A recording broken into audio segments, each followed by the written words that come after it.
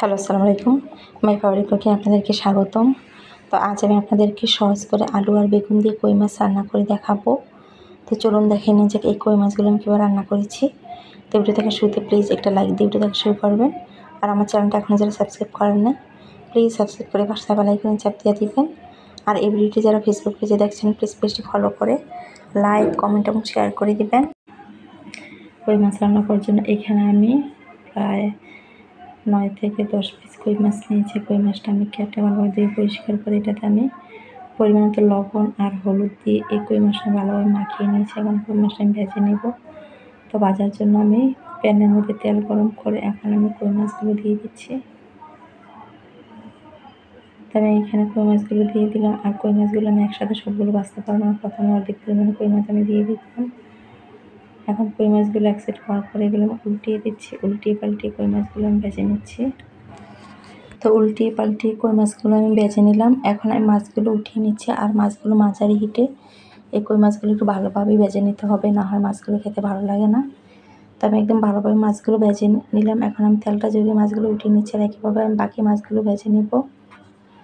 তো আমি সবগুলো মাছ ভেজে উঠিয়ে নিলাম।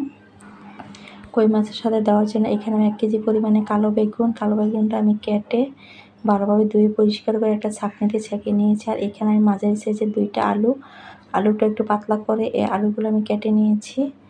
এখন আমি চুলায় একটা কড়াইতে এখানে আমি প্রায় 3 টেবিল চামচ পরিমাণ তেল দিয়ে সাথে এখানে আমি মাছ ভাজার যে তেলটা ছিল ওই তেলটাও আমি দিয়ে দিলাম। দিয়ে এখানে আমি 2টা পেঁয়াজ কুচানো দিয়ে দিচ্ছি। তো পেঁয়াজটা আমি একটু হালকা ব্রাউন কালার করে পেঁয়াজটা আমি ভেজে নিচ্ছি। তো পেঁয়াজগুলো আমি একটু ব্রাউন কালার করে পেঁয়াজগুলো আমি ভেজে নিলাম। এখন এখানে আমি 1 চা চামচ পরিমাণে দিয়ে দিচ্ছি রসুন বাটাটা দিয়ে পেঁয়াজটার সাথে আমি একটু ভালোভাবে ভেজে নেব, যাতে রসুনের কাঁচা গন্ধটা চলে যায়। তো রসুন বাটাটা দিয়ে এটা আমি ভালোভাবে ভেজে নিলাম। এখন এখানে আমি 1 চা চামচ হলুদের গুঁড়ো, 1 চা চামচ মরিচের গুঁড়ো আর 1 চা চামচ দিয়ে দিচ্ছি ধনিয়ার গুঁড়ো। তো দিয়ে চুলার হিট একেবারে কমিয়ে দিয়ে মশলাটা আমি 20 থেকে 25 সেকেন্ড একটু ভেজে নিচ্ছি, যাতে মশলা থেকে সুন্দর একটা স্মেল পাওয়া যায়। এখন এখানে আমি একটু সামান্য পরিমাণে পানি দিয়ে মশলাটা আমি একদম ভালোভাবে কষিয়ে নিব, যাতে মশলাটা পুড়ে না যায়। তো মশলাটা আমি একদম ভালোভাবে কষিয়ে নিলাম। এখন এখানে আমি কেটে রাখা আলুগুলো দিয়ে দিচ্ছি। তো যেহেতু বেগুনটা সেদ্ধ হতে বেশি সময় লাগে না, তাই আমি প্রথমে আলুগুলো দিয়ে দিলাম। আলুটা দিয়ে আমি 3 থেকে 4 মিনিট আলুটা মশলার সাথে আমি কষিয়ে নিব।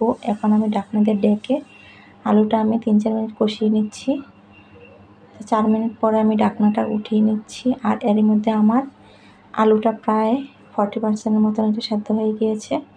এখন একটু ভালোভাবে নেড়ে চেড়ে এখানে আমি এই বেগুনগুলো দিয়ে দিচ্ছি। সাথে এখানে আমি স্বাদ মতো লবণ দিয়ে দিচ্ছি।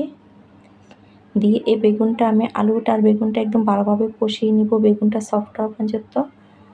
আর এই পর্যায়ে এখন আর আমি কোনো ঢাকনা দিয়ে ডাকবো না, ঢাকনা ছাড়াই এই আলু আর বেগুনটা একদম ভালোভাবে এটা আমি কষিয়ে নিচ্ছি। তো বেগুনটা কষাতে কষাতে অনেকটাই সফট হয়ে গিয়েছে। আর কষানোর মধ্যে আমার বেগুনটা সেদ্ধ হয়ে গিয়েছে। এখন এখানে আমি পরিমাণ মতো গরম পানি দিয়ে দিব। তো এখন আমি পানি দিয়ে দিচ্ছি।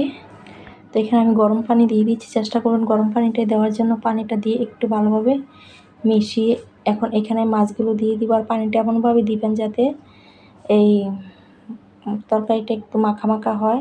যেহেতু বেগুনটা কষানোর মধ্যে সেদ্ধ হয়ে গিয়েছে, তাই পানির পরিমাণটা বেশি লাগবে না। তো পানিটা দিয়ে একটু মিশিয়ে এখানে মাছগুলো দিয়ে দিচ্ছি। তো মাছগুলো দিয়ে একটু ভালোভাবে মিশিয়ে এখানে আমি 4-5টা কাঁচামরিচ হাত দিয়ে ভেঙে দিয়ে দিচ্ছি। তো কাঁচামরিচগুলো দিয়ে এখন আমি ঢাকনা দিয়ে ঢেকে এটা আমি 5 থেকে 6 মিনিট রান্না করলে আমার রান্নাটা হয়ে যাবে। এখন আমি ঢাকনা দিয়ে ঢেকে দিচ্ছি। তো কিছুক্ষণ পর আমি ঢাকনাটা উঠিয়ে নিচ্ছি। তো ঢাকনাটা উঠিয়ে এখানে আমি কিছু ধনিয়া পাতা কুচানো দিয়ে দিচ্ছি। তো ধনিয়া পাতা কুচানোটা দিয়ে একটু নেড়ে চেড়ে এটা আমি 2 মিনিটের মতন রেখে এটা আমি নামিয়ে আপনাদের পরিবেশন করে দেখাবো। তো 2 মিনিট পর আমি চুলাটা বন্ধ করে দিলাম। আর এরই মধ্যে আমার মাছ রান্নাটা হয়ে গিয়েছে। তো হয়ে গিয়েছে সহজ করে আলু আর বেগুন দিয়ে কই মাছ রান্নার রেসিপি। আর এই রেসিপি যদি আপনার ভালো লাগে থাকে, প্লিজ লাইক, কমেন্ট এবং শেয়ার করে দিবেন। সবাই ভালো থাকবেন, সুস্থ থাকবেন। আজ এ পর্যন্তই। আজকের জন্য আল্লাহ হাফেজ।